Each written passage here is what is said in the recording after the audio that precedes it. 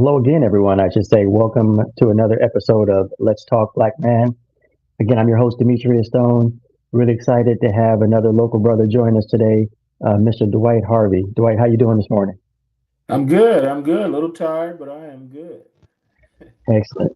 Yeah, a little rainy and drizzly and wet and dark outside. But Yeah, maybe some people are listening to this when we are back to having some spring and summer weather. So, um, exactly. I'm a warm weather kind of guy, man. Me and although I know we need this rain, and I'm thankful for it. I'm waiting for the sun to come back out and put some heat on me. me too. Me too. We're tropical people, so we're waiting for that spring to come back. Exactly. Well, Dwight, let's jump right in. So, for the people that don't know you, can you just share a little bit about yourself? You know, your upbringing, where you grew up, what drew you to do the work that you're currently doing now, and yeah, just leave it open floor to you to tell everyone a little bit about yourself.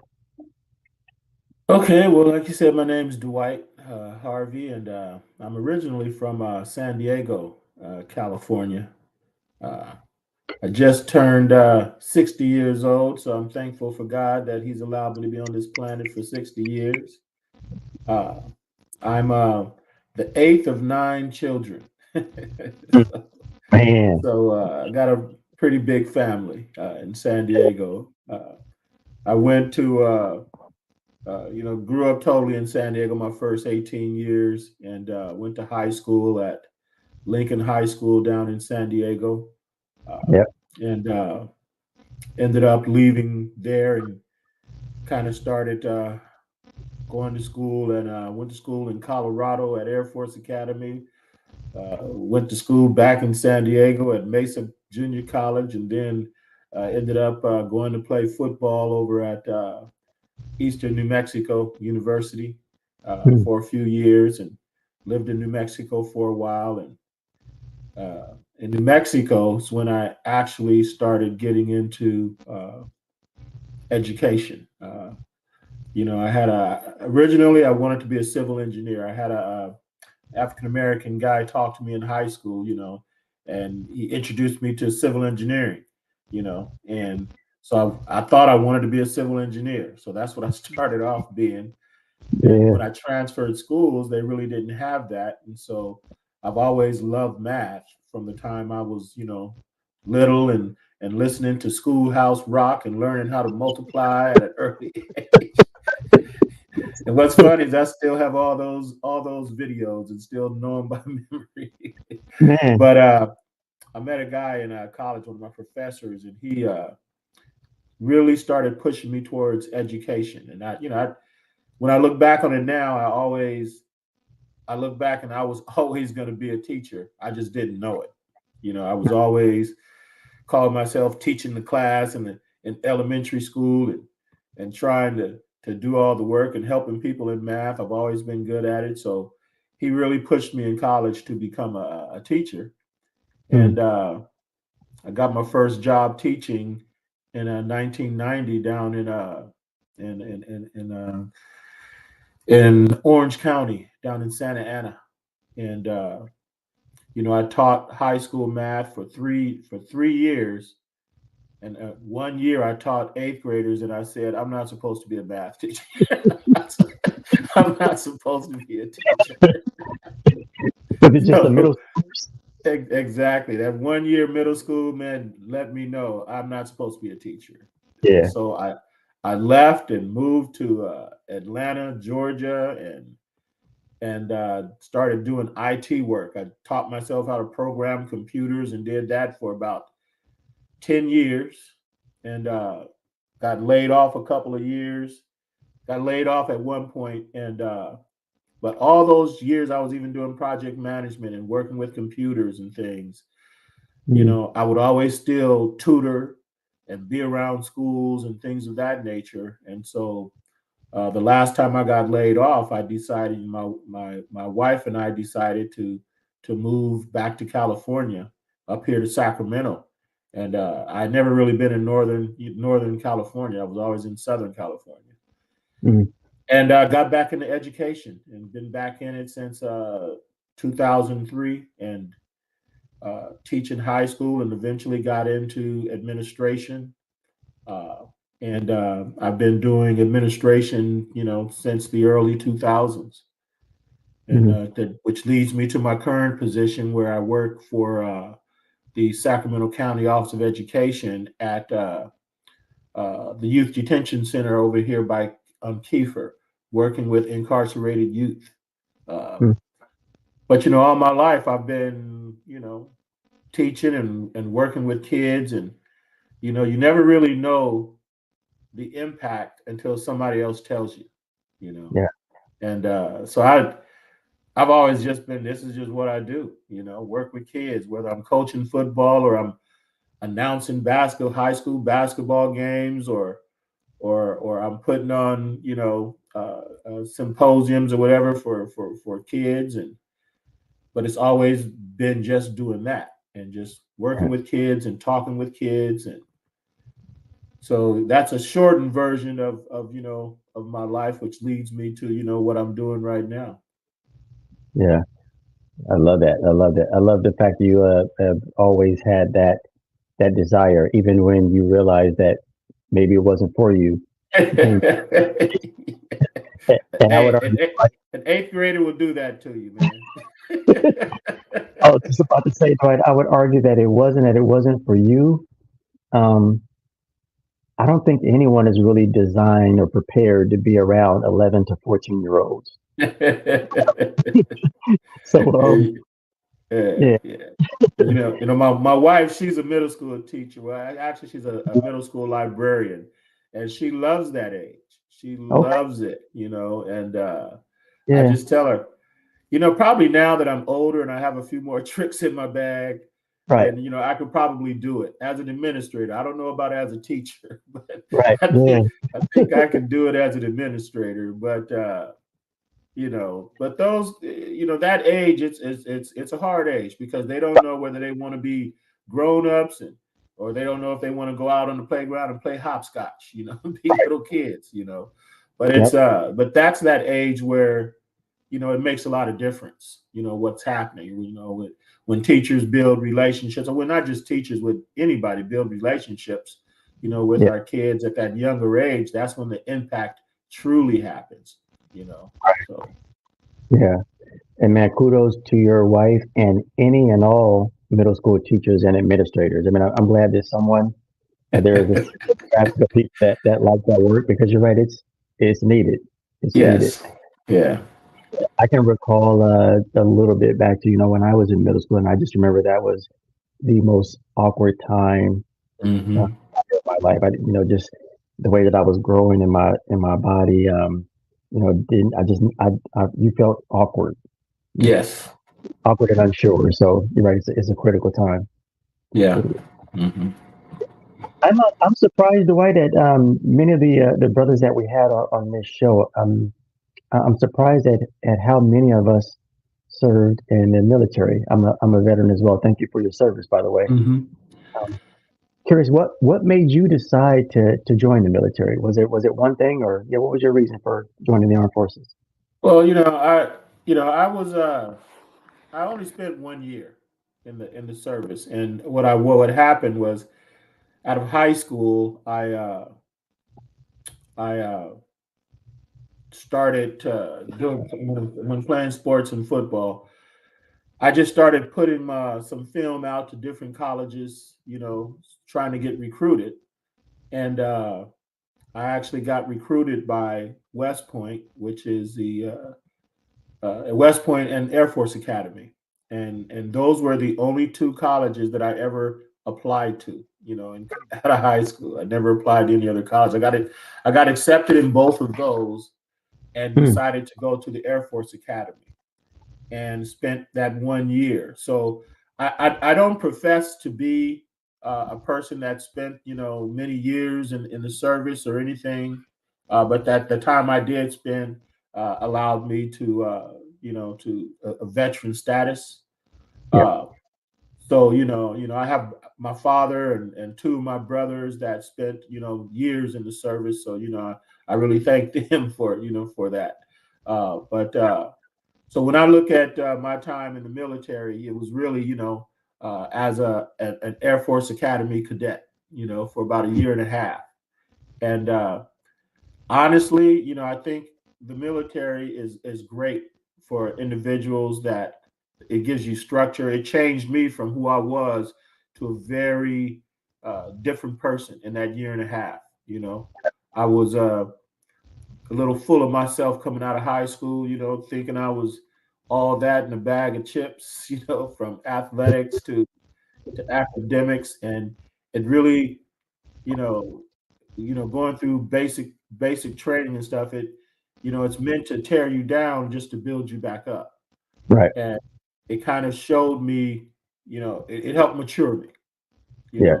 know, in that year and a half. And I'm very thankful for that time that I spent. And I just decided at that point to make a different decision and go a different way after about a year and a half. But when I look back on my life, I uh, I think that was a much needed time for me to change me and mature me. Mm. Uh, just in that year and a half. And when I speak to a lot of young men today, I ask them to look at military as an option, especially some of our young men that are coming out of situations that may not be good at a young age for them, Right. and it can be used as an outlet and be used just for what you need it for, and it Yeah. provide a lot of security and safety for you, in your later years. It can provide some very good benefits for you, Yeah. but you really have to look at it and see that it's good for you and Yeah. what you want to do, you know. Yeah. So, so Yeah. what made me go into it, honestly, is I was I wanted to play football, and those two schools offered me that opportunity. I really didn't understand the significance and the impact to going to or even being accepted to an Air Force Academy or a West Point. I didn't understand the significance, of it at that time, and the the importance for me at that time. When I Mm. look back on it now, I kind of say, that was a significant, accomplishment, Huge accomplishment. right. But I didn't, and I guess that's growing up and not really understanding, you know, as a young man, what the world really truly had to offer, and what it didn't offer also to people that might look like me, you Yeah. know. So, but the military was good for me at that time. It did some good things for me, and I think it kind of shaped some of my thinking now. Yeah. Yeah. Hmm. I love that, and I couldn't agree more. I only spent 4 years in myself, but I did 4 years in the Marine Corps, and it's. Hmm. I tell everyone also to consider it as an option. Right. No, being a lifelong or soldier or sailor or airman or marine isn't for everyone. Hmm. However, I tell all the young brothers that I work with as well, all the veterans that I know, African American males, the one thing I've never heard is I've never heard one of them say, "Man, I wish I had never done that." Right. They all say, "I got something from it, and I'm so glad." Yes. And that could be, I got the chance to go to the Middle East or Japan. Hmm. I would never have another chance to go there. Right. I got to see the world. I got to learn discipline. I got to get out of Hmm. my. I got to learn how to work and live amongst people who don't look like me. Whatever it is, every single person that I know Yeah. has benefited from that experience. Yeah. And I look at it the same way. Like I said, it opened my eyes to things that I didn't know and didn't realize, and it really shaped my thinking when I look back on it. For a lot of things, and so it kind of helps me think. Even when things are bad, you can find some good in so many things, even Yeah. if it's even if it's, well, that didn't work, so let me Mm. do this. So, it could teach you, just how to not stop progressing, how to keep moving forward, even through adversity, you know. Right. So yeah, it was I look at, my brother, one of my brothers that he just put in 20 years, 20, probably more than 20 years. And now he's got another 10 or 15, working for the post office. But, it was critical for him when he went in, and it changed the trajectory of his life, and I'm sure it did that for my father, who, Yeah. grew up in Texas and, during a hard time, and for him and his twin brother to go into the service together, and I'm sure it changed the trajectory of their lives. The one great thing that came out of my dad going in is he moved from Texas to San Diego so I could grow up in San Diego. That's Texas. San Diego, So Texas. Yeah, I'm a go. I got nothing against Texas, so I don't want no hate mail, But I'm glad that he Yeah, grew up in San Diego in the sun. yeah. That's so true, Dwight. I have a cousin who very similar situation. Recently retired from the Air Force Reserve. Was Okay. drawing that retirement or pension or what you call it. But for the past couple of decades, he's also been working in the post office while he was in the reserve. So Yeah. now he's in his mid 50s and he's about to be drawing a military retirement pension and a post office. And yeah, And he's made some great choices. exactly, exactly. So, and it's done that for so many. For people. Although there's positives and negatives. You hear people talk about being in the service or whatever. If you look at some of the good that can come out of it, I think it can be extremely worth it. Yeah, For our young men and women to do that or have that opportunity, but just use it for what it's for. It's just like I have three children. Well, they're not children; they're all adults now. I yeah, have a 27-year-old son named Malcolm, and I have a 31-year-old daughter named Alexandria, and I have a 38-year-old son named Andrew. And I tell them, to look at, you know, any and all those types of experiences and get out of them what they need. You, yeah, you know, uh, so all that can be good, for an individual. yeah, So. yeah, definitely, definitely. I'm going to fast forward a little bit, Dwight. Can you tell me a little bit more? We'd love to hear more about your what you're currently doing with SCOE, Sacramento County Office of Education, specifically as it relates to young brothers in the juvenile justice system. Well, I just recently started working for SCOE. I've only been there for 6 months. I was for the previous 5 years, I was working for Twin Rivers Unified School District as an administrator and one working in their equity department. Uh, Once I transferred over to SCOE, I kind of got back into really having some hands-on work with some of our at-risk, or I hear different people say at-risk or at-promise, but some of our youth that really are kind of on their last leg. And so, doing this work, I've always, thought about, working, at the youth detention facility. So having this opportunity to do it now has been good. It actually reconnected me with Rolanda, who also does some Yeah, work in there. My one of the other administrators, my supervisor was saying, "Yeah, we have this young lady that comes in every Friday. I think her name is I can't remember her name. I think it's Rose something." I said Rolanda.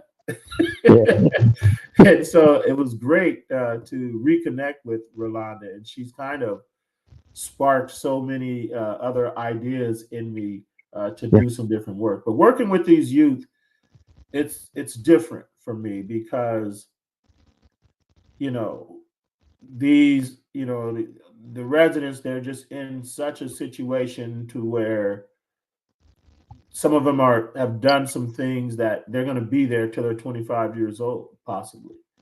mm, And so there's a need in there for them to talk to people that look like them. And I'm glad I've had that opportunity to do that. And, the good part for me is through my reconnection with Rolanda, it sparked some other ideas of like bringing mentors, a lot of mentors within the facility to talk to these young men, or even putting forth different programs. I'm working with a young lady right now to put together a program where she will come in and do some restorative practices, and do some circles with these young men, just letting them talk, and just letting them be able to be heard and be listened to, because sometimes that's all they need. Yeah. But just when I walk into a unit and see these young men in there, I can tell when they see somebody that looks like them walk in. It's I don't know, it's just a different feeling that I kind of sense from them, and they just want to talk, and they want to hear, they want to be heard, they want somebody to listen, to them. So to be able to afford them that opportunity, not necessarily trying to tell them, hey, you did this wrong, you did this, you need to be thinking about this, but really just to talk, Mhm. just so that they can be heard, and just try to figure out what I'm going to do next, you Yeah. know. So my Yeah. goal now is to, uh, through a lot of the work that I like doing, is to bring as many people in to talk to these young men and young women as possible, Yeah. and to do some things where we can set them up for success when they come out, you know. Right. And I don't know what that looks like 100% right now, but I feel like through some of the connections and networks that I have at my disposal, I feel like there's a lot of things that are going to be put in place, when they come out. I want to work on setting something up to get some of these young men jobs when they come out, and what does that look like?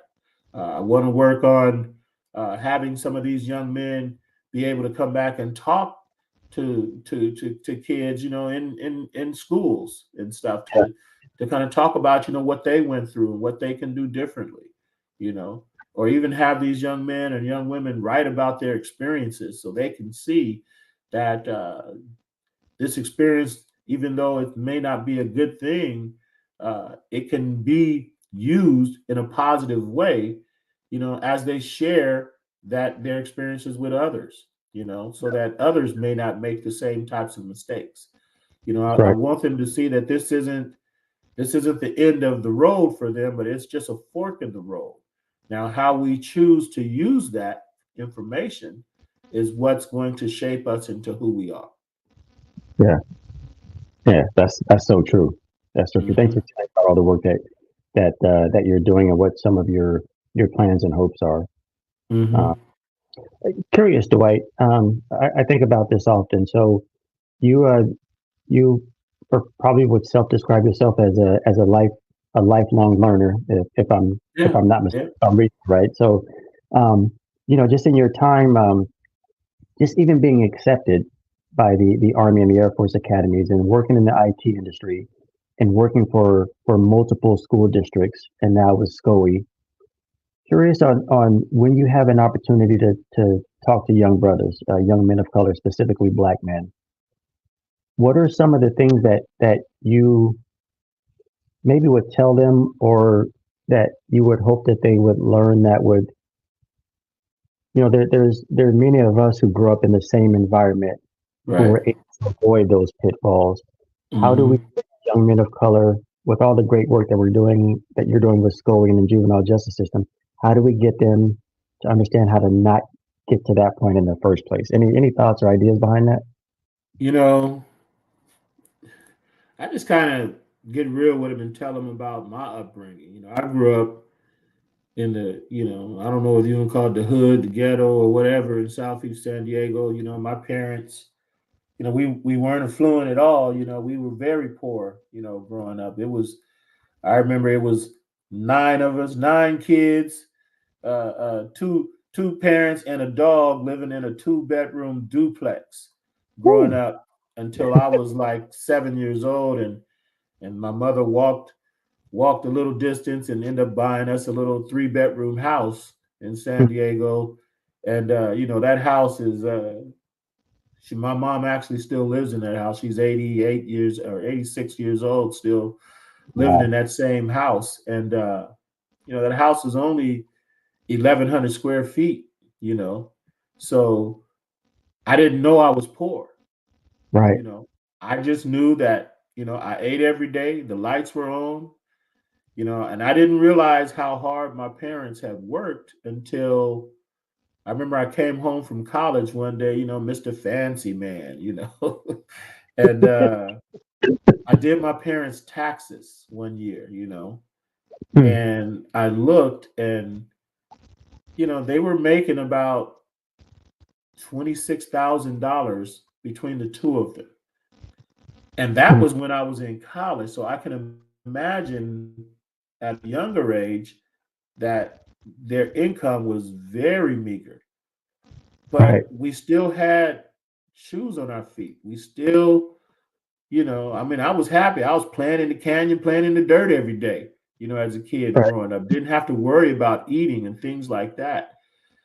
And so, what that taught me is it's not about the amount of money that you're really making. It's about, for me, it was just about, you know, showing individuals that there's possibilities out there outside of the money that you're making. You can still be happy. It's not about how much money you make. It's about providing a stable environment, providing a way for your kids to see positive, people in their life, and to get them involved. My father had us involved in sports from the time we were, 4 or 5 years old, and me being the youngest male, I'm looking up at my brothers, you know, and and just following in their footsteps, and doing what they're doing. So having those people to look up to, whether they're your family members or they're other people in the community.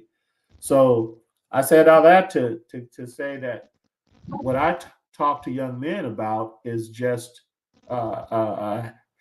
finding a path that fits them, finding people, like-minded people that are positive and can do things, learning how to talk to adults in a positive way, and doing things that, you know even when the situation gets bad, because I've been in some bad situations. I mean, I wasn't Hmm. no angel growing up, you know but just remembering that there were people before me that went through just things that were just as bad, so what can I Yeah. learn from that? So I kind of talk to kids about what they want to do, and Yeah. talk to them about learning the importance of networking with people, such as yourself, meeting and just talking to people, because that's what's going to lead you to the next thing, you know and once I know I really got out there in the world and started really living on my own and doing things, I didn't realize that because of all those little things, it put this work ethic in me that I didn't realize I had until I look back on it now. But I mean, I've done everything from clean toilets to pumping gas, as an adult, with a college degree, just to make sure that my family was being taken care of and being fed, and not being afraid to humble myself, in order to move forward and take care of the people that I needed to take care of. So I Yeah. talk to kids about just responsibility, not just to others, but to themselves, you Yeah. know, as well. And I talk to them just about, just making an impact. And it's not that they have to make an impact in the world, but making an impact on themselves. And what does that look like for them to be able to do that? You know, Yeah. and then just being willing to change, because that's hard. It's hard for us to change. It's hard for us to accept that, hey, this ain't right. We ain't doing something good. Something's not good about this situation. What can I Right. do to move forward from this situation? Because Yeah. I know I've had some dark chapters in my life where things weren't going well and I wasn't making the best decisions, but I just had to learn to make a different decision. Yeah. And Yeah. and and it all comes down to something that my wife tells my youngest son all the time is, She still tells him to this day, he's 27 years old, make good choices, Yep. you know, make good choices. And Yep. even if you made a bad choice, you can still, okay, make a better choice now, That's you know, right. That's right. I talk to them a lot also just about the fact that just because you made a bad choice, it's not over. It doesn't stop. It doesn't stop. You get another opportunity to make a choice. Yeah. So, you choose that, you work that. I love that, Dwight. There's so much good stuff in that. One of the things that I heard you mention, is just the ability to humble ourselves, but while working hard.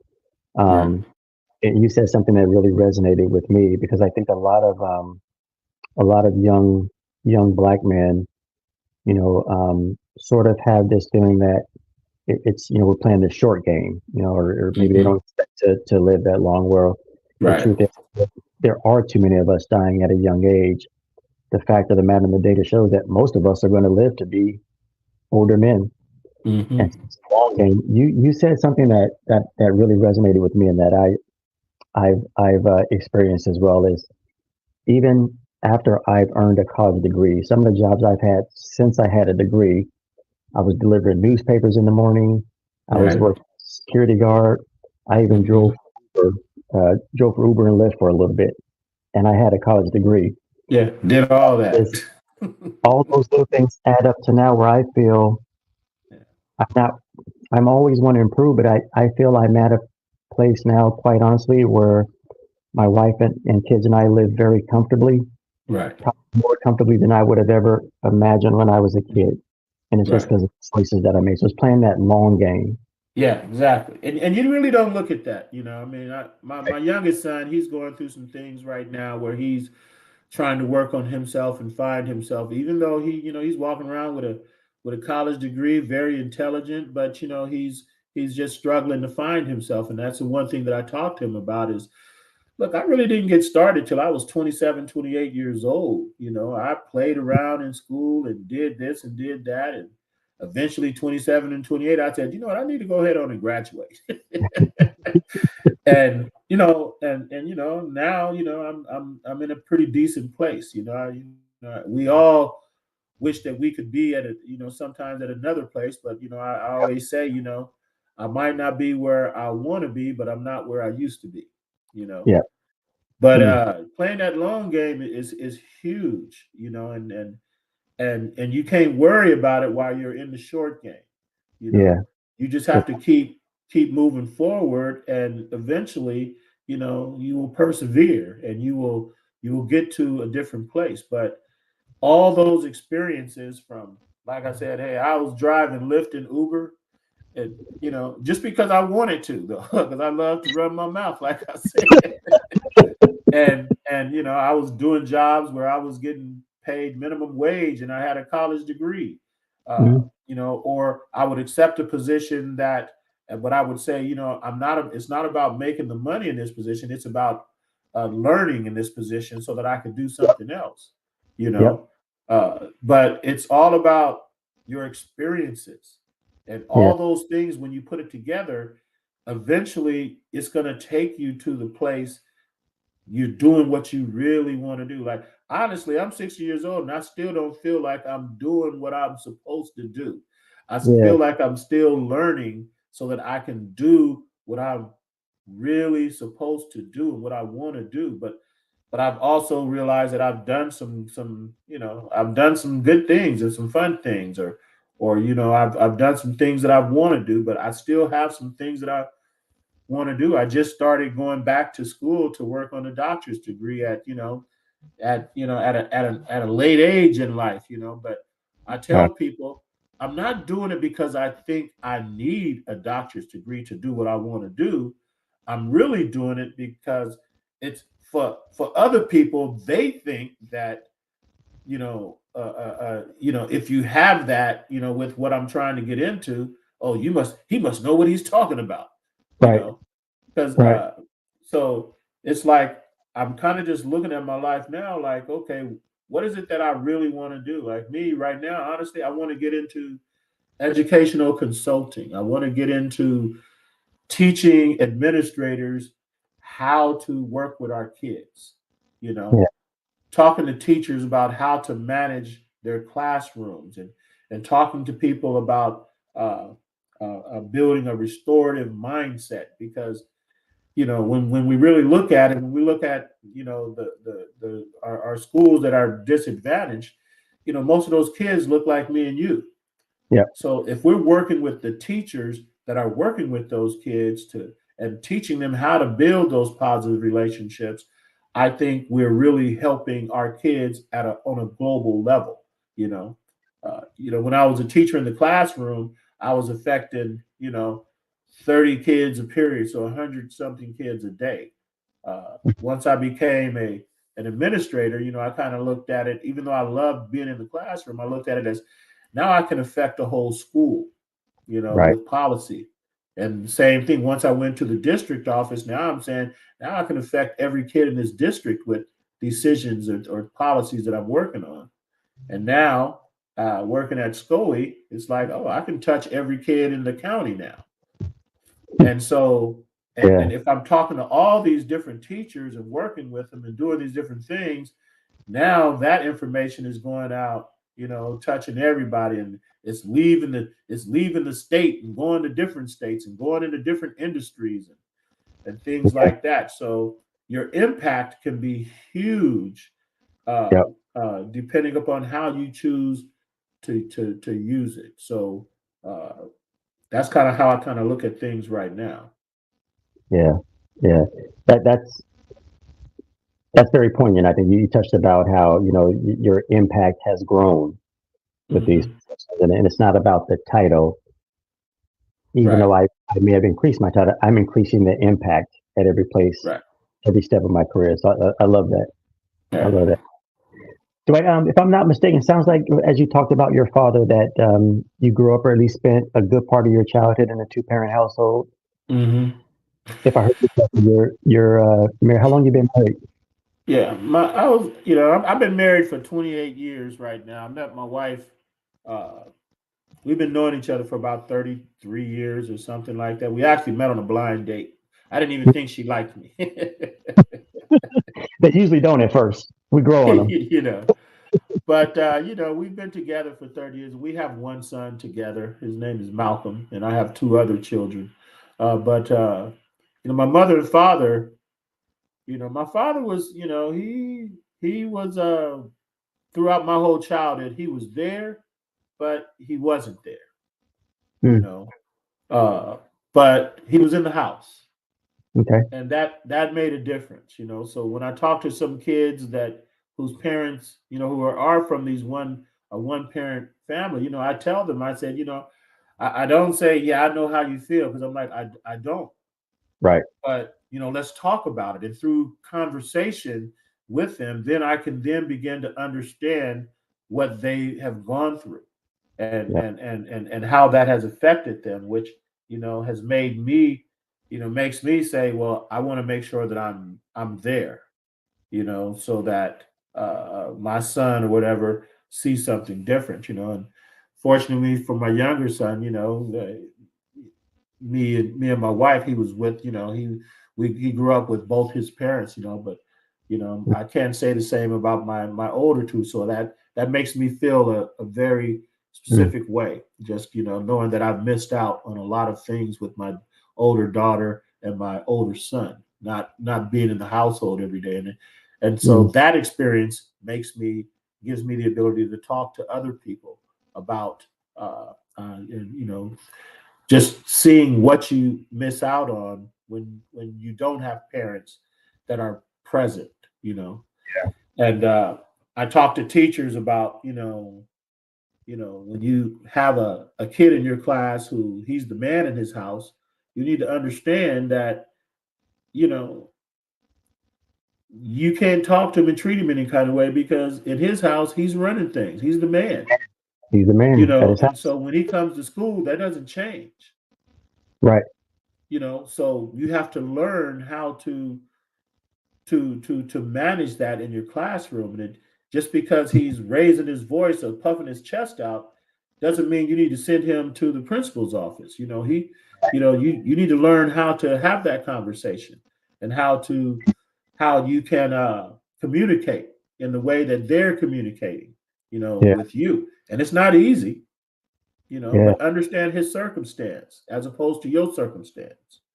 Right. Understand that there's a difference, and don't just take the fact that because they're yelling or screaming it. To me, I look at it now as they're just passionate about their conversation. Yep.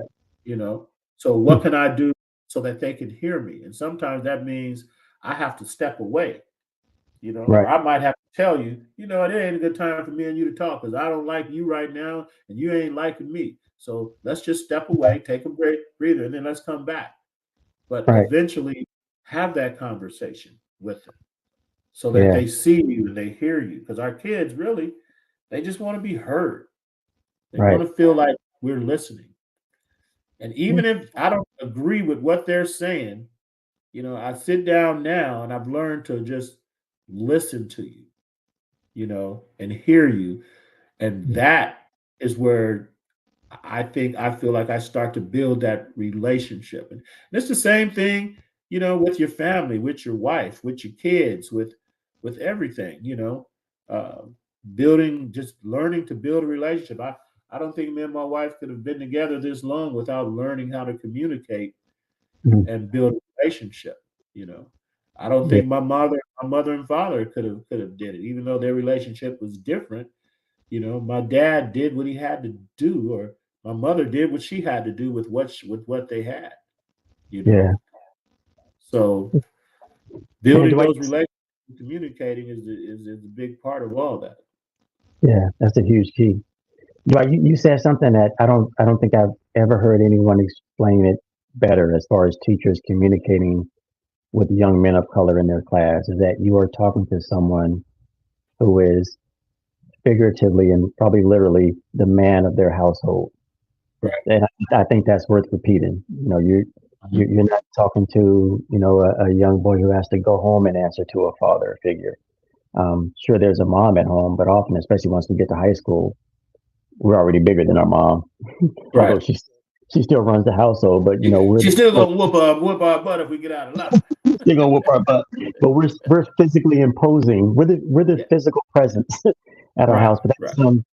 I think that's and for all the teachers out there listening, for anyone also who's a mom who's a single parent who's going to parent teacher conferences and talking to their child. I think that's important to make sure that we understand. Look, we obviously don't want kids trying to undermine or Right. making teachers feel a certain kind of way in school, Right. but it is incumbent upon the adult in that situation, which is the school administrator, the teacher, to just understand that this kid is a man of his household. So you do have to approach conversations with them differently. Right. Right. That's where, like I said, one of the things that I want to work with just people in general on whatever industry it's in is building that restorative mindset so that you can make that choice to listen and to hear and to do some things differently. And I know a lot of times when people, when I talk to teachers and things about using restorative practices where in the classroom where it's big on communication, it's big on uh, not being punitive, but but using different methods to work with our kids. Uh, a lot of people look at it as, you're being soft, and you just don't want to suspend kids. You need to suspend them, or you need Yeah. to. I'm like, we've been suspending kids and doing that for years, and it ain't changed anything. Yeah. Well, And how is that? but and I do agree that sometimes I need to suspend you, little Johnny. I need to send you home. But Mm-hmm.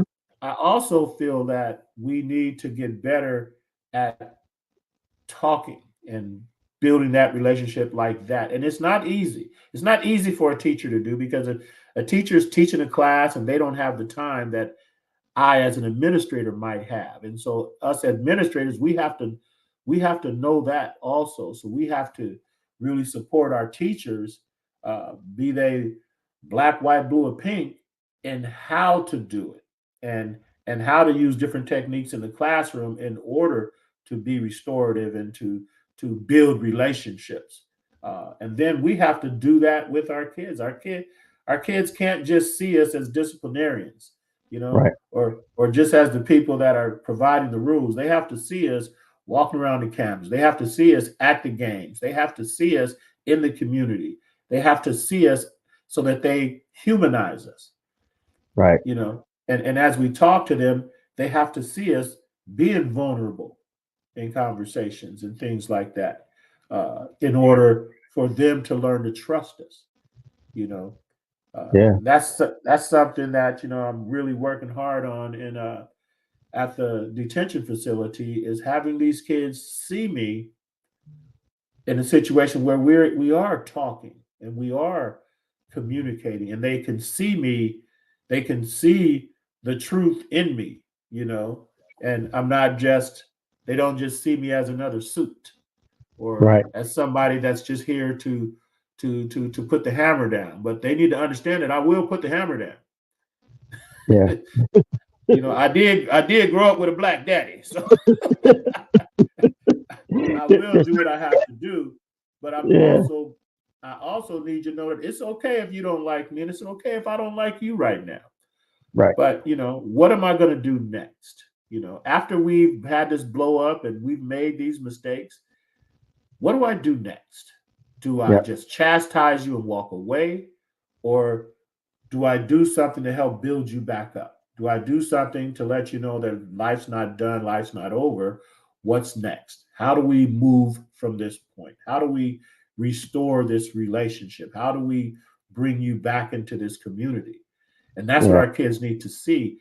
How can they be brought back into a community, whether it's the community that they just left or the community that they want to really go into? Because Mm. all our kids, when I'm looking at these kids, whether they're black, brown, pink, white, blue, it don't matter, they crave some sort of order. They crave they crave organization, and we can provide them with that, but only if we're talking to them, Yeah. only if we're consistent, only if we are fair, and we learn to build trust with them, and then we can move from that. But if we don't do that, if we don't build the trust with them, if we don't talk to them, if we don't even more so listen, and we're not just waiting to talk when we're listening, then Yeah. we'll never get to that point. That's so true.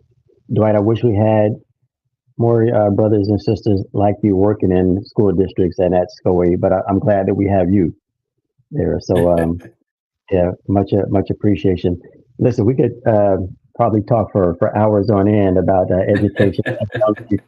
Um, but before we close up this episode, Dwight, is there um, anything that I haven't asked you that you would absolutely love to share with viewers, whether it be about yourself or just working with young people in the Sacramento region?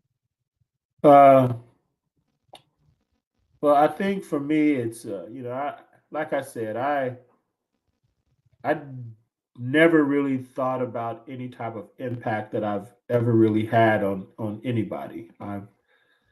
Every now and then you reflect back, and you then you can kind of start seeing something, or you hear somebody say something, or maybe a kid will come up to you and say, "Yeah, I remember you. You did blah blah blah," and so it makes me think back to people that did that for me, you know, whether it was a teacher, whether it was a parent or a family or a community member, and even at this age, I find myself, reaching out to those people just to say thank you, Mm, for the impact that they had on me, that I didn't realize it at the time, and just thanking them for kind of helping to shape me, and even relationships that you've been in. Like I said, I've been with my wife for knowing her for 30 something years, and I think without the support that she's shown me, as a partner in all that time, I wouldn't be able to do whatever. And my whole thing is, I hope that I have supported her as much as she has supported me, so that she can do the things that she wants to do. Uh, So just reciprocating and listening and knowing that the journey isn't over until it's over, and that you will be learning from the time you come into the world to the time you go out. Just uh, continue on the path that that you want. Ask questions and continue to network, and meet brothers such as yourself and such as Rolanda, that that can show you things that you don't think of. I was thanking Rolanda the other day. She I received an award, a Men of Honor award, through Rolanda's organization, and I told her, I said, I want to thank you for opening my eyes to a network that I That's right. didn't know the depth of the network, That's and right. I saw different people in the network, but I didn't realize how that network interconnected, you Yep. know, and I had to thank her for that, because she kind of sparked some things in me that's making me want to do some more work. I have a sense of urgency now. I've That's already right. thrown 3 projects at her in the in the last month. That's right. But I'm thankful for that. I was talking to my youngest son and just about networking and knowing the worth of the network, and how you can use that to help you to get to where you're trying to go to. Yeah. So just, like I said, being thankful and being present and being supportive of people around you, to give them the things that people have given you. Yep. So that's I love about it. I love that. Pay it forward and reach back. Right. And I want to second what you mentioned. Sister Rolanda has done an amazing job, even with this platform of Right. connecting those of us who our organization has honored over the years. And I've got to meet, in addition to some amazing brothers like you, several brothers and sisters through Rolanda. And as we build this network, pulling more people in, where these Right. conversations become, regular conversations that we're having, not just on this platform, but Right. creating spaces for us to get together and break bread. So I Exactly. think she's done an amazing job of bringing us all together. So Yeah. outstanding. Dwight, man, it's been a pleasure getting to know you. I personally look forward to connecting with you both Yes. on social media and in person at some point. That was like a plan, man. I appreciate you. I appreciate you too. Have a great weekend. Everyone listening, thank you so much for joining us for another episode of Let's Talk Black Man. We'll see you all next time. Thank you, All right. Dwight. Thank you.